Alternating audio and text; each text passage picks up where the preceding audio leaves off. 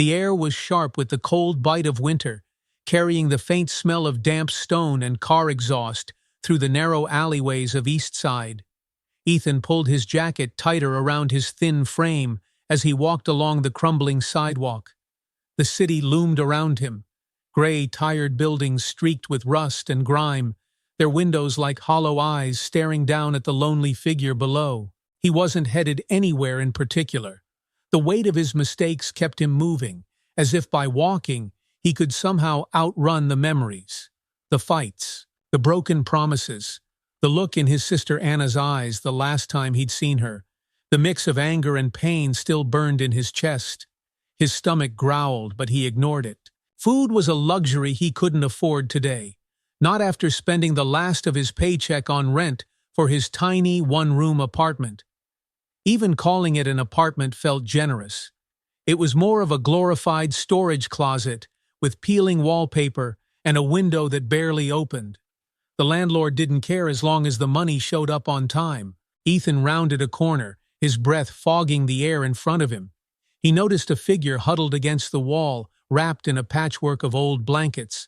A cup sat in front of the man, empty save for a few coins. Ethan hesitated, his gaze flicking down the alley. He could keep walking. He'd done it 100 times before. But something made him stop. "Spare some change?" the man asked, his voice rough from the cold.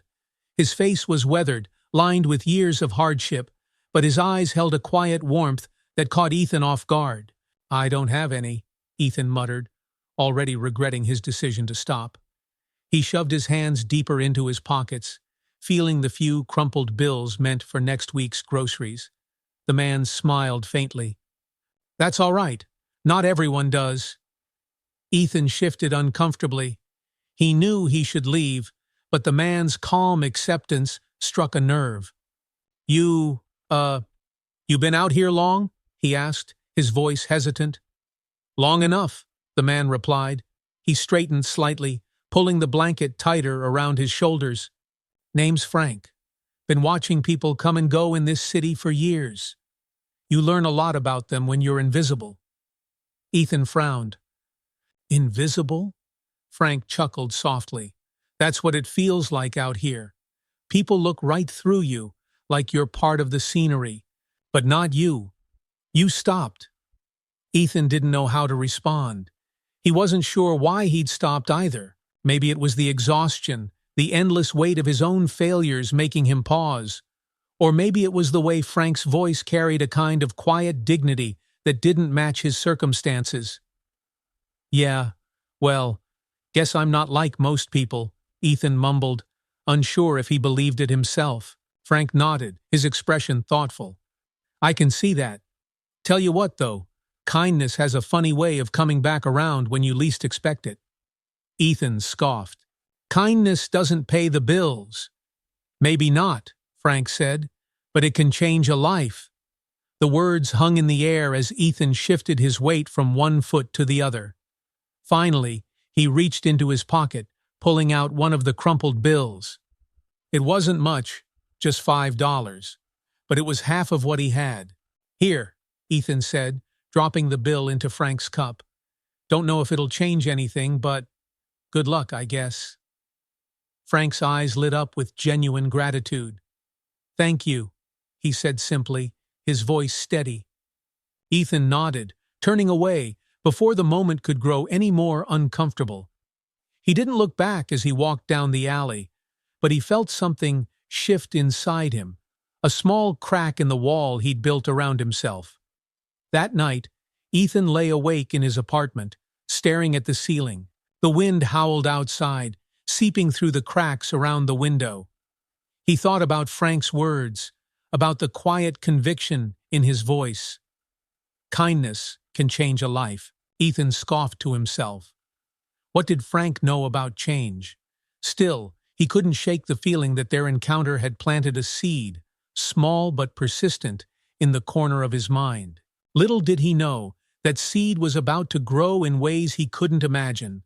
The wind had shifted overnight, bringing a damp chill that clung to the air like an unwelcome guest. Ethan pulled his thin jacket tighter as he stepped out of his apartment the next morning.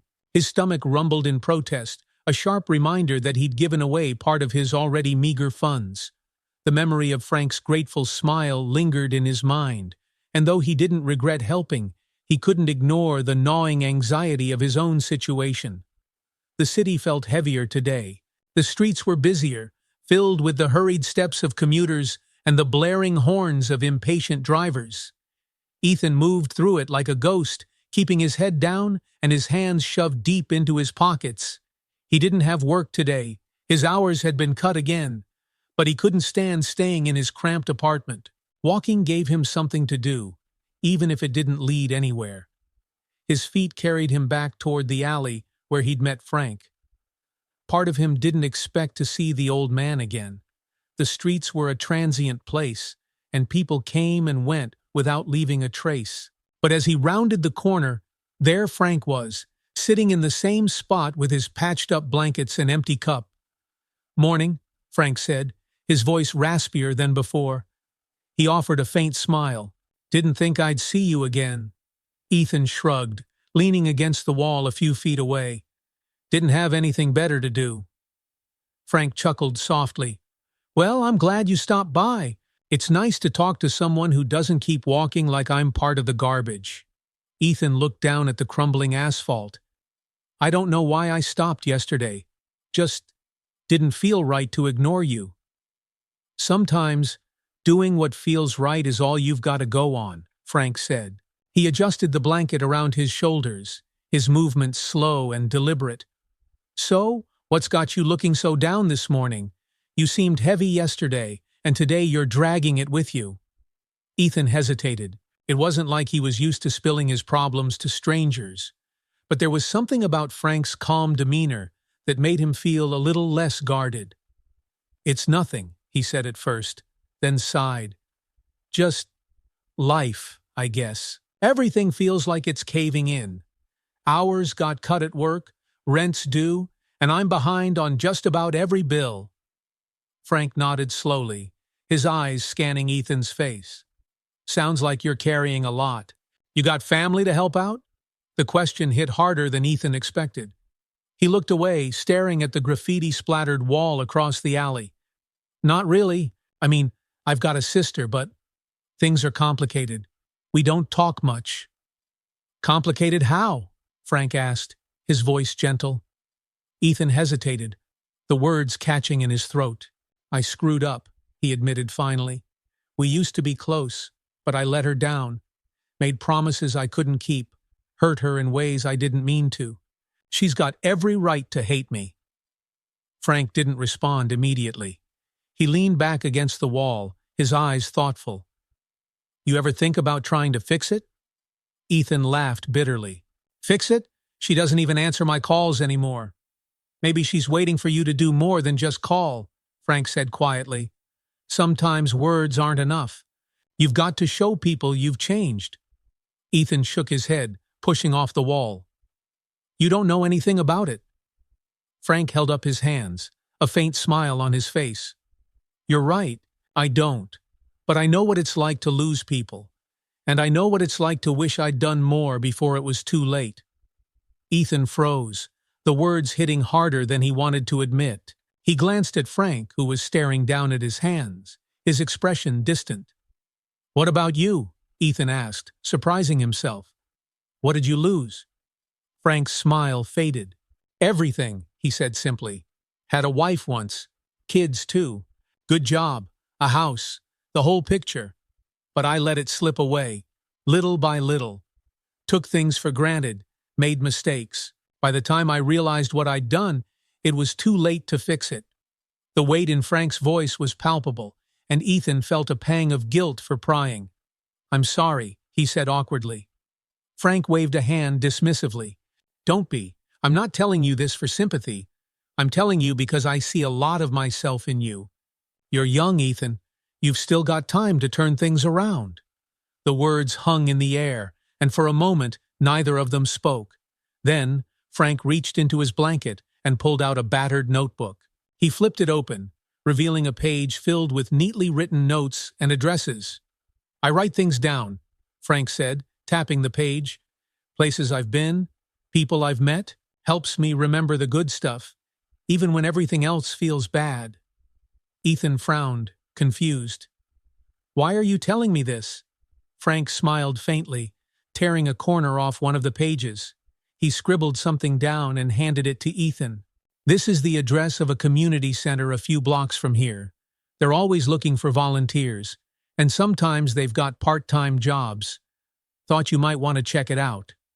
Ethan stared at the scrap of paper, a mix of skepticism and curiosity swirling in his chest. Why are you helping me? He asked, his voice sharper than he intended. Frank shrugged. Because someone helped me once, and I never forgot it. Maybe it's my turn to pay it forward. Ethan didn't know what to say. He stuffed the paper into his pocket and nodded. Thanks, I guess.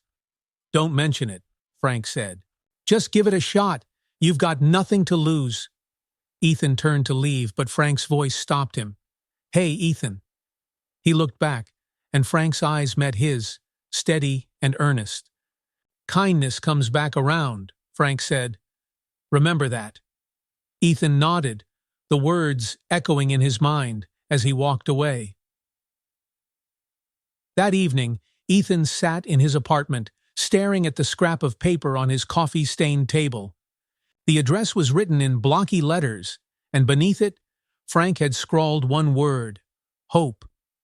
For the first time in a long time, Ethan felt a flicker of something unfamiliar, a tentative sense that maybe, just maybe, things could change. He folded the paper carefully and slipped it back into his pocket.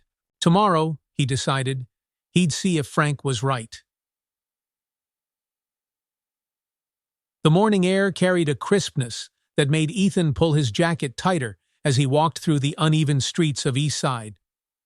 The scrap of paper in his pocket felt heavier with each step, a tangible reminder of the choice he was about to make. His mind buzzed with doubt. Would the community center even take someone like him? What if Frank was wrong, and this was just another dead end? The address led him to a building that stood out from the surrounding decay. It wasn't flashy, but it was clean and well kept, with a bright blue sign above the door that read, Riverside Community Center. Children's laughter echoed from somewhere inside, mingling with the faint hum of activity. Ethan hesitated at the entrance, his hand resting on the door handle. For a moment, he thought about turning around, retreating to the safety of his cramped apartment. But Frank's words came back to him. Kindness comes back around. Taking a deep breath, Ethan pushed the door open. The inside of the community center was warm and bustling with life. A group of kids ran past, laughing as they chased each other. Volunteers were setting up tables in a large hall off to the side, their chatter filling the air. The walls were covered in cheerful murals depicting scenes of unity and hope. Brightly colored hands reaching out, a sun rising over a stylized cityscape. Ethan approached the front desk, where a middle-aged woman with curly brown hair sat typing on an ancient-looking computer. Her name tag read, Sandra. Hi, Ethan said, his voice unsteady. I heard you might be looking for volunteers, or maybe part-time workers? Sandra looked up, her warm brown eyes scanning his face. You heard right. We're always in need of an extra set of hands around here. She smiled, her voice kind but brisk. Do you have any experience? Ethan hesitated, shoving his hands into his pockets. Not really. I've worked at a few places before, but nothing like this. That's all right, Sandra said, standing up. She grabbed a clipboard and handed it to him. We can train you. Fill this out, and we'll see where you might fit in. Ethan took the clipboard, sitting down on a nearby bench to fill out the form. The questions felt simple, but each one made him pause. Why do you want to volunteer?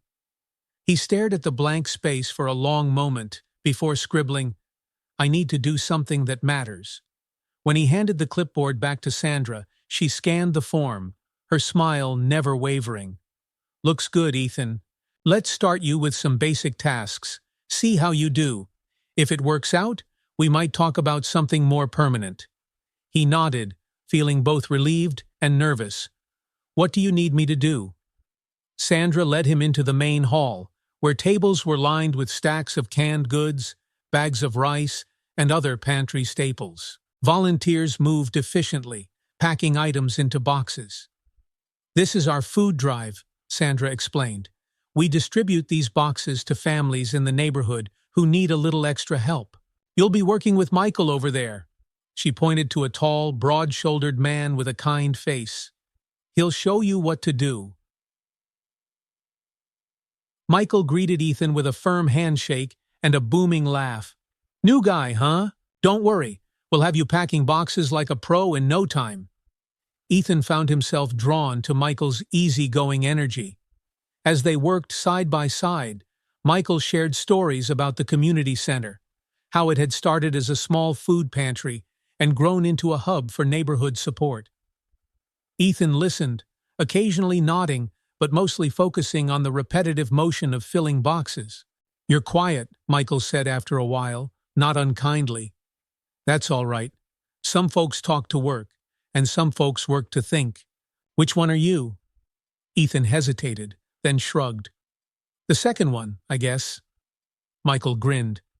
Nothing wrong with that. But if you ever feel like talking, I'm all ears. As the hours passed, Ethan began to notice the rhythm of the place, the steady hum of activity, the quiet determination of the volunteers. It wasn't flashy or glamorous, but there was something grounding about it. He could feel the edges of his anxiety starting to soften, replaced by a cautious sense of purpose. Sati Arp. When the food drive wrapped up for the day, Sandra found Ethan stacking empty boxes in a corner. Good work today, she said. How are you feeling? Tired, Ethan admitted, wiping his forehead with his sleeve. But good. Better than I thought I would. Sandra nodded, her smile knowing. Helping others has a way of doing that. We're not just giving food, we're giving hope. And sometimes that hope comes back to us in ways we don't expect. Her words reminded Ethan of Frank, and he felt a pang of something he couldn't quite name. Thanks for letting me help, he said. I wasn't sure if I'd fit in. You did just fine, Sandra replied. If you're interested, we could use more help tomorrow. There's always something to do around here. Ethan nodded, feeling a flicker of pride. Yeah, I'll come back. That evening, Ethan stopped by Frank's alley on his way home. The old man was there, sitting cross-legged on his blanket with a book in his hands. He looked up as Ethan approached, his face breaking into a smile. Well, look who it is, Frank said. How'd it go? Ethan sat down on the edge of the curb, his back against the wall. It was good, actually. Better than I thought. Frank nodded, his expression pleased. Told you kindness has a way of coming back around. Ethan smirked. Yeah, don't get all smug about it. Frank laughed, the sound rough but genuine. You thinking about going back? Yeah, Ethan said, surprising himself with how certain he felt. It's not much, but it feels like I'm doing something that matters. Frank leaned back against the wall, his eyes crinkling with satisfaction. That's the thing about small steps, kid. They add up. For the first time in what felt like years, Ethan allowed himself to hope that Frank might be right. Ethan returned to the community center the next morning with a cautious sense of optimism. The thought of working alongside people like Michael and Sandra again gave him a focus he hadn't felt in years. For the first time in a long time, he wasn't just moving through the day on autopilot. He was showing up for something that mattered. As he entered the building, Sandra greeted him with a wave. Good to see you again, Ethan, she said warmly. We've got a busy day ahead. Think you're up for it? Ethan nodded. Yeah, I'm ready. Great, she said. Today we're setting up for a community lunch. It's a big event. Families from all over the neighborhood come by for a hot meal, and we make sure no one leaves empty-handed. Michael's in the kitchen if you want to lend a hand there. The idea of working in the kitchen made Ethan hesitate. Cooking wasn't exactly his strong suit, but he wasn't about to say no. Sure, he said, heading in the direction Sandra pointed. The kitchen was a whirlwind of activity. Pots clanged, steam billowed, and volunteers bustled between counters laden with ingredients. Michael stood at the center of it all, wearing a stained apron and a grin that seemed permanently etched on his face. "There he is!" Michael boomed when he saw Ethan. "Glad you're back. You ready to get your hands dirty?" Ethan smirked. "As long as you don't expect me to cook anything fancy." Michael laughed. "Don't worry, we're not running a five-star restaurant here. Start with peeling those potatoes." He gestured to a mountain of spuds on the counter. Ethan grabbed a peeler and got to work. The task was repetitive, but it gave him a chance to observe the dynamic in the kitchen. Michael moved with practiced ease, checking in with volunteers and keeping the atmosphere light with his jokes. Everyone seemed to respect him, not just because he was good at what he did, but because he genuinely cared. "Hey, Ethan," Michael said after a while, setting down a tray of chopped vegetables. "Mind if I ask you something?" "Sure," Ethan said, not looking up from his pile of potatoes. "What brought you here?" "To the center, I mean." The question caught Ethan off guard. He hesitated, unsure how much to reveal. "I don't know," he said finally. "A friend told me about it. Said it might be good for me." Michael nodded, leaning against the counter. "That friend sounds smart." "Yeah," Ethan said, thinking of Frank. "He's been through a lot. Kind of like me, I guess." Michael's expression softened. "That's the thing about places like this. They're built for people like us, the ones who've been knocked down but still want to get back up." Ethan nodded, the words resonating more deeply than he expected.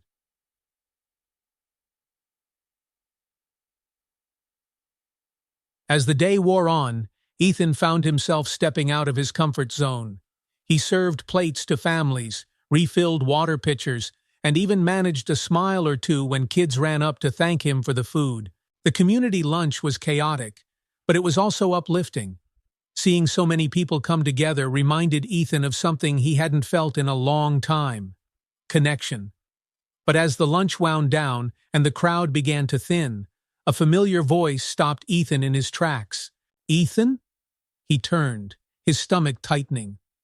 Standing near the entrance was Anna, his sister.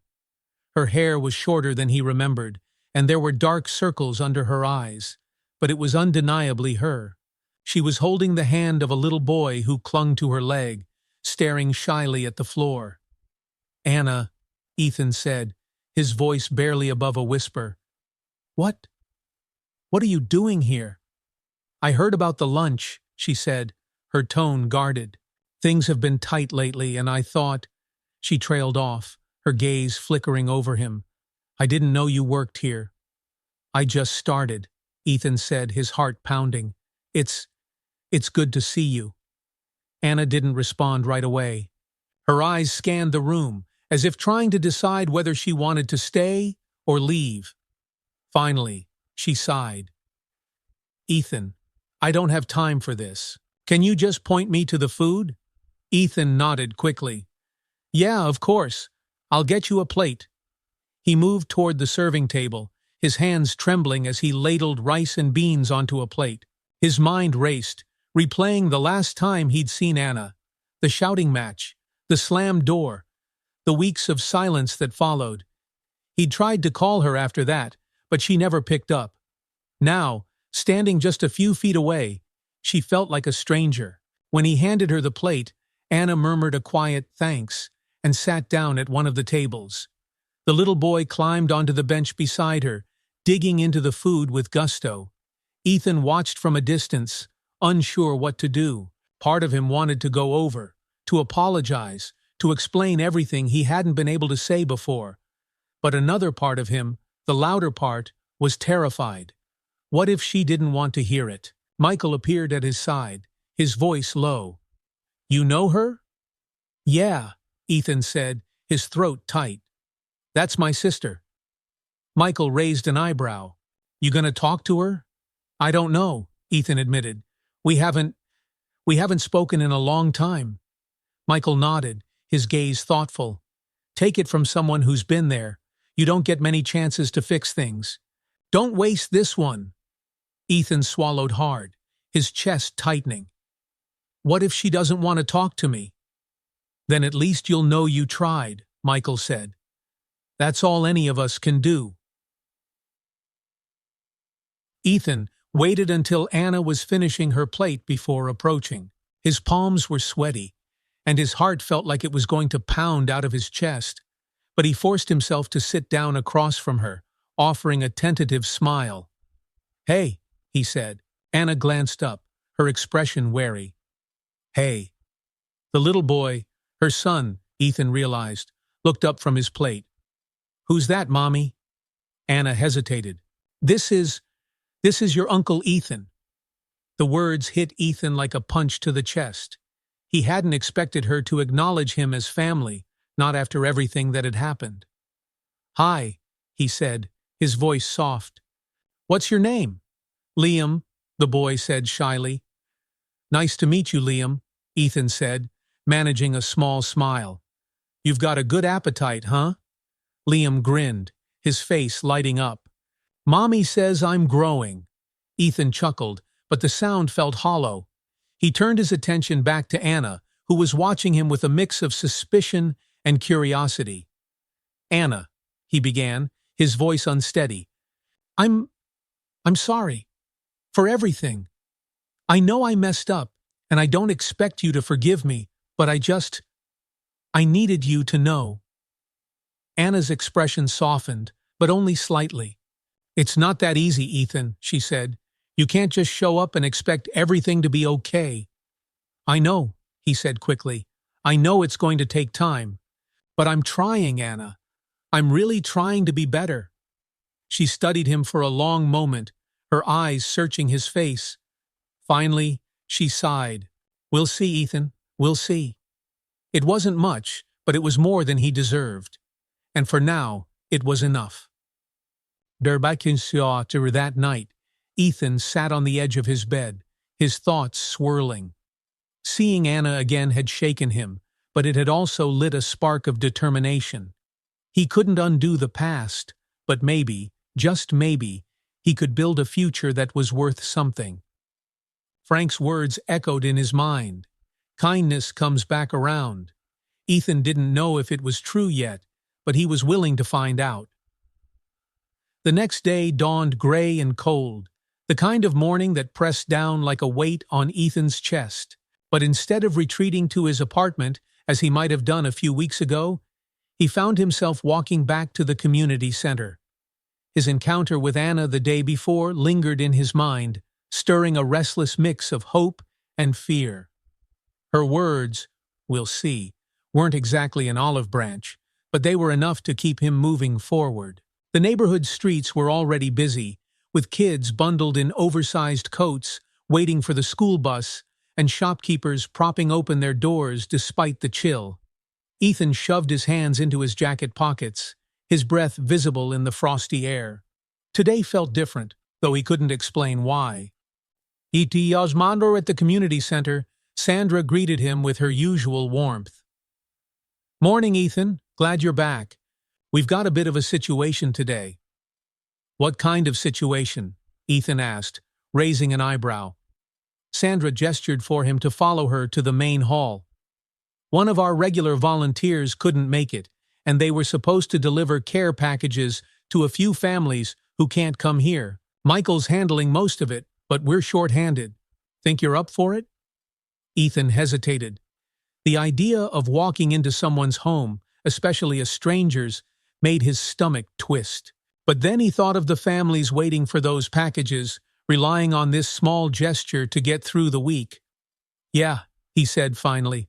"I'll do it." Sandra smiled. "Good. Let me get you set up." Within half an hour, Ethan was carrying 2 heavy boxes toward an old apartment complex a few blocks away.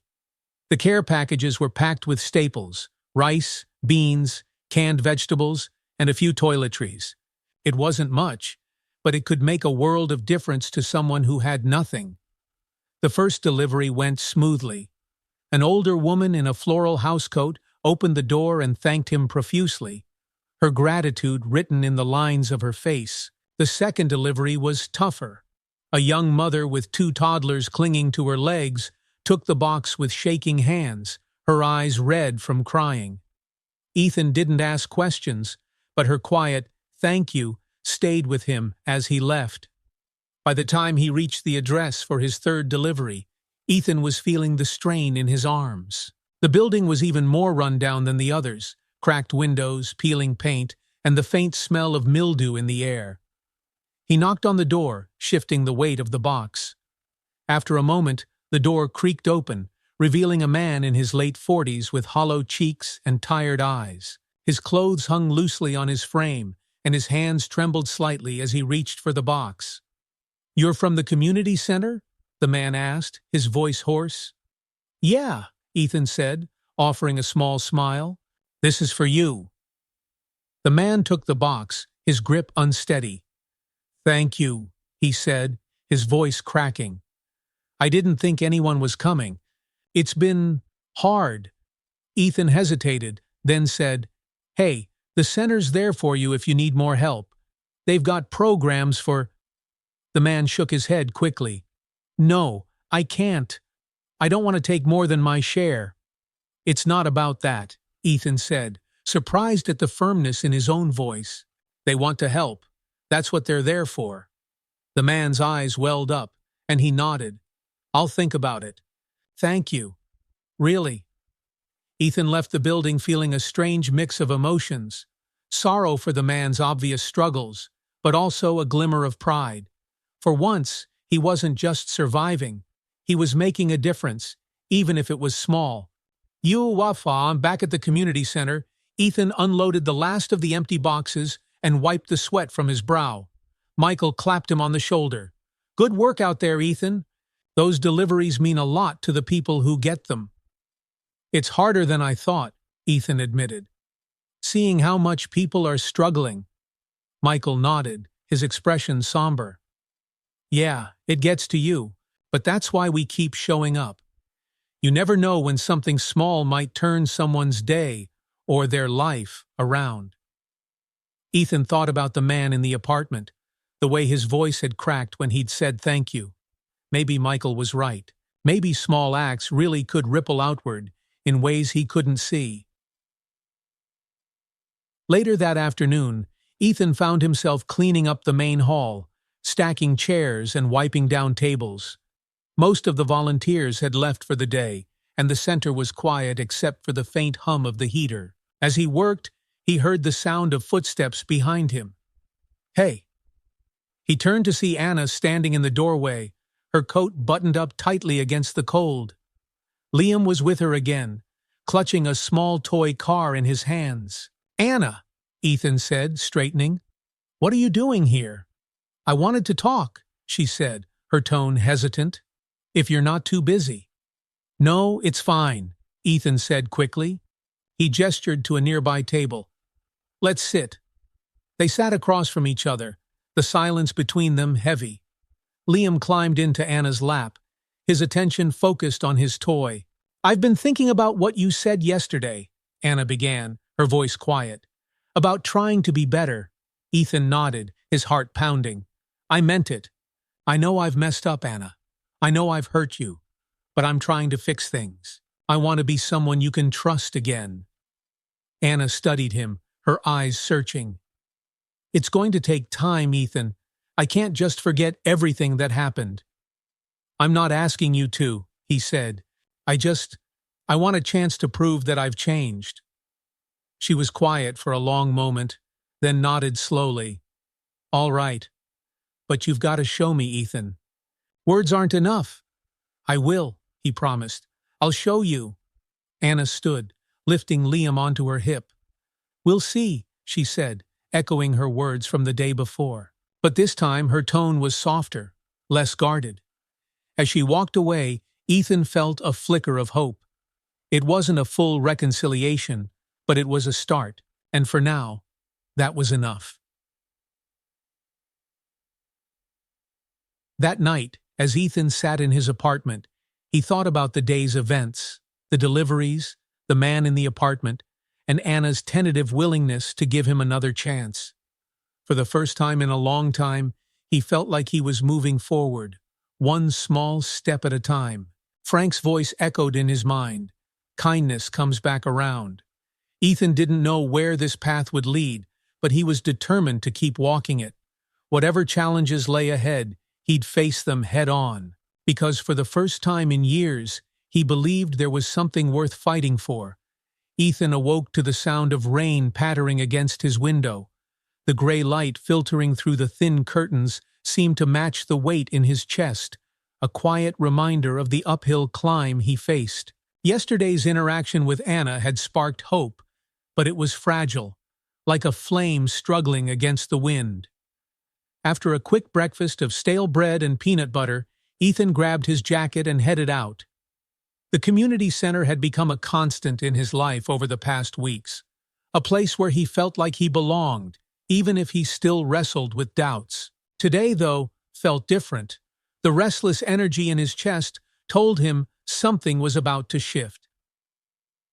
When he arrived at the center, Sandra was waiting near the entrance, her usual calm demeanor tinged with urgency. "Ethan, good timing. We've got a situation." "What's going on?" he asked, shrugging off his damp jacket. Sandra motioned for him to follow her into the main hall. "One of the families we support, the Petersons, are in real trouble. They've been evicted, and they've got nowhere to go. Michael's trying to sort things out, but we're stretched thin." "Can you help?" Ethan nodded without hesitation. "Of course. What do you need me to do?"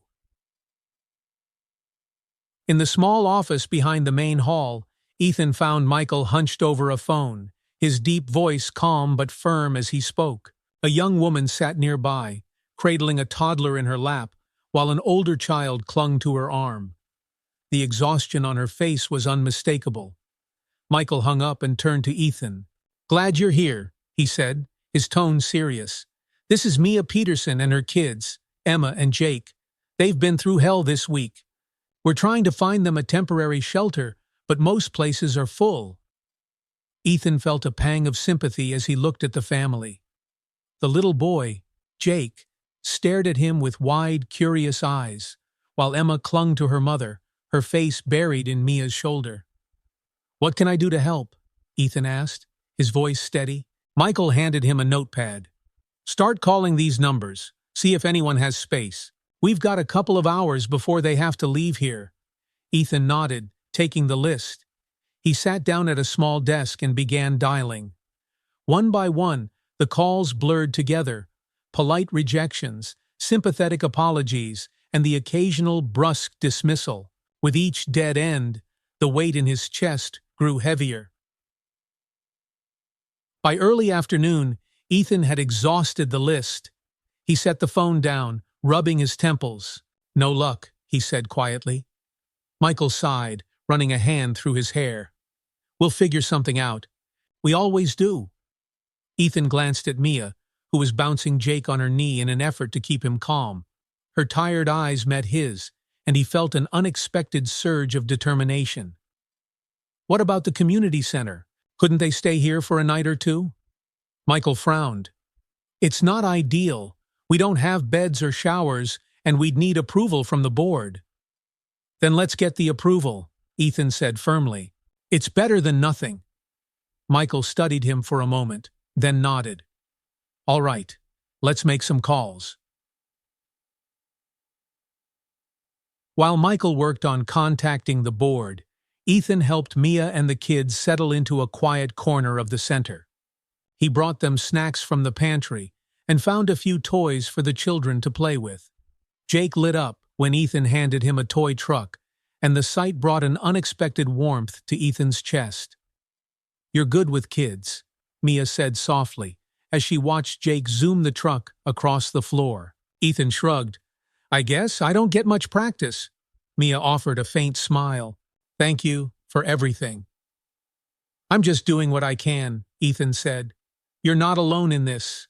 We'll figure something out." Mia nodded, her eyes glistening. "I hope so." By evening, Michael returned with good news. The board had approved a temporary arrangement for the Petersons. The family could stay at the center for 2 nights while they worked on finding a longer-term solution. The relief on Mia's face was palpable, and Ethan felt a small sense of victory. As he helped set up cots in the main hall, Ethan's thoughts drifted to Anna. He couldn't help but wonder how she was doing, whether she was still wary of his intentions, or if she might be willing to take another step toward reconciliation. On impulse, he pulled out his phone and dialed her number. The line rang twice before she picked up. "Ethan." Her voice was cautious. "Hey," he said, his heart pounding. "I just wanted to check in. How are you and Liam?" "We're fine," Anna said after a pause. "Why are you calling?" "I don't know," Ethan admitted. I just wanted to hear your voice." Anna sighed. "Ethan, I told you it's going to take time. I'm not ready to just forgive and forget." "I know," he said quickly. "I'm not asking for that. I want you to know I'm trying. I'm working at the center, helping people. It's not much, but it's something." There was a long silence on the other end of the line. Finally, Anna said, "Keep trying, Ethan. Maybe one day we'll get there." It wasn't the answer he'd hoped for, but it wasn't a door slammed in his face either. "Thanks," he said quietly, "for giving me a chance." "Good night, Ethan," Anna said, and the line went dead. Ethan stared at his phone, a mix of frustration and hope churning in his chest. He still had a long way to go, but at least he was moving. That night, Ethan stayed late at the center, cleaning up after the day's chaos. As he worked, Frank's voice echoed in his mind. "Kindness comes back around." He didn't know if it was true yet, but he was starting to believe it could be. When he finally stepped out into the rainy night, he felt lighter somehow, as though the weight he'd been carrying for years had shifted just a little. The road ahead was uncertain, but for the first time in a long time, Ethan felt like he wasn't walking it alone. The days at the community center began to blur together for Ethan. Each morning brought new challenges, but with them came purpose. He felt a growing sense of connection, not only to the work, but to the people, the volunteers who became his teammates, and the families who relied on the center as a lifeline. Yet, even as Ethan poured himself into the work, he couldn't shake the quiet fear that it might all come crashing down. That fear became reality one Friday morning when Sandra called an emergency meeting. The volunteers gathered in the main hall, their chatter subdued as Sandra stepped forward. She looked more tired than usual, her face drawn tight with worry. "I'll get straight to the point," she said, her voice steady despite the tension in the room. "The community center is in trouble. We just got word that one of our major donors is pulling their funding." A murmur rippled through the group, and Ethan felt his stomach drop. "How much are we losing?" Michael asked, his tone grim. "Enough that we'll have to make some hard decisions," Sandra replied. "If we don't replace the funding quickly, we might have to shut down some of our programs, or worse." Ethan glanced around the room, seeing the worry mirrored in everyone's faces.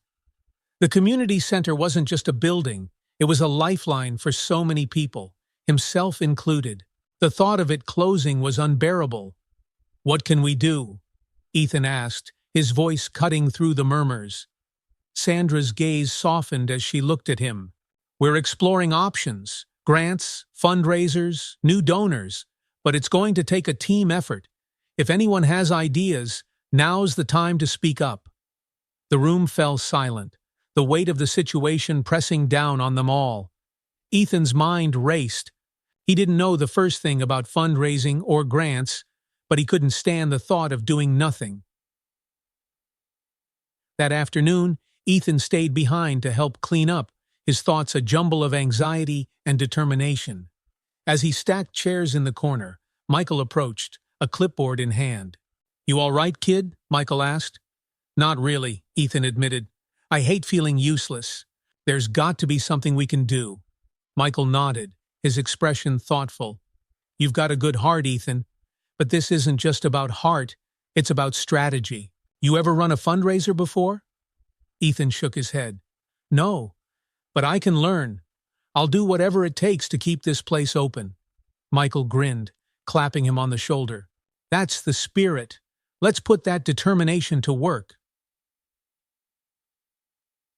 Over the next week, the community center buzzed with activity as the volunteers rallied to save it. Sandra coordinated grant applications, while Michael organized a benefit dinner to attract new donors. Ethan found himself in the thick of it, helping with everything from designing flyers to setting up tables in the main hall. It was exhausting work, but it brought out a side of Ethan he hadn't known existed. He discovered a knack for organizing and problem-solving, and for the first time, he felt like a leader. His confidence grew with each task, even as the pressure mounted. One evening, as Ethan was hanging posters around the neighborhood, he spotted a familiar figure sitting on a bench near the park. It was Frank, bundled in his usual layers of mismatched clothing. "Frank!" Ethan called, jogging over. "Haven't seen you in a while. How have you been?" Frank looked up, his face breaking into a tired smile. "Still kicking," he said. "What about you, kid? You look busy." Ethan sat down beside him, catching his breath. "The community center's in trouble," he explained. "We're trying to raise money to keep it open." Frank's brow furrowed. "That place means a lot to you, doesn't it?" "Yeah," Ethan said, nodding. "It's not just about me, though. It's about everyone who relies on it. I can't let it close." Frank was quiet for a moment, then reached into his coat pocket and pulled out a worn envelope. "Here," he said, handing it to Ethan. Ethan opened it hesitantly, finding a crumpled wad of cash inside. "Frank, I can't—" "You can," Frank interrupted, his tone firm. "It's not much, but it's what I've got. That place helped you, and you're helping others because of it. That's what matters." Ethan felt a lump rise in his throat as he stared at the money. "Thank you," he said, his voice thick with emotion. "This means more than you know." Frank smiled faintly. "Just keep paying it forward, kid." The benefit dinner arrived faster than Ethan expected. The main hall had been transformed, with strings of lights casting a warm glow over the tables. Volunteers bustled about, setting up a buffet and arranging centerpieces donated by a local florist. The air was electric with anticipation and nerves. As the guests began to arrive, Ethan found himself stationed at the door, welcoming them with a mix of anxiety and excitement. He recognized some faces, local business owners, community leaders, but many were strangers. Midway through the evening, Sandra took the stage to address the crowd. She spoke passionately about the center's mission, sharing stories of families who had been helped and programs that had changed lives. When she finished, the room erupted in applause. Ethan watched from the sidelines, his heart pounding. This was it, the moment that would decide the center's fate. By the end of the night, the volunteers gathered in Sandra's office to count the donations. Ethan's hands trembled as he helped sort through checks and envelopes of cash. The total climbed higher and higher, and when Sandra announced the final number, a cheer erupted. "We did it," she said, her voice filled with relief. "This is enough to keep the center running, and then some." Ethan felt a wave of emotion crash over him. For the first time, he allowed himself to believe that the center would survive. More than that, he realized how much he'd grown, how the work had reshaped him into someone he barely recognized, but liked better than the person he'd been before. As the volunteers celebrated, Ethan slipped outside for a moment of quiet. The night was cool, and the stars were faintly visible above the city lights. He pulled out his phone and dialed Anna's number. "Ethan?" she answered, sounding surprised. "Hey," he said, his voice steady. "I just wanted to let you know. We did it. The community center's safe." "That's great," Anna said. "I'm happy for you." Ethan hesitated, then said, "I'm trying, Anna. I really am." There was a pause, then Anna's voice softened. "I know. And I see it. Maybe it's time we sat down and talked. Really talked. Ethan's heart soared. I'd like that. Me too, she said. Let's set something up soon. As they hung up, Ethan felt the weight in his chest ease. The hardest climb wasn't over yet, but for the first time, he could see the top. And it was worth every step.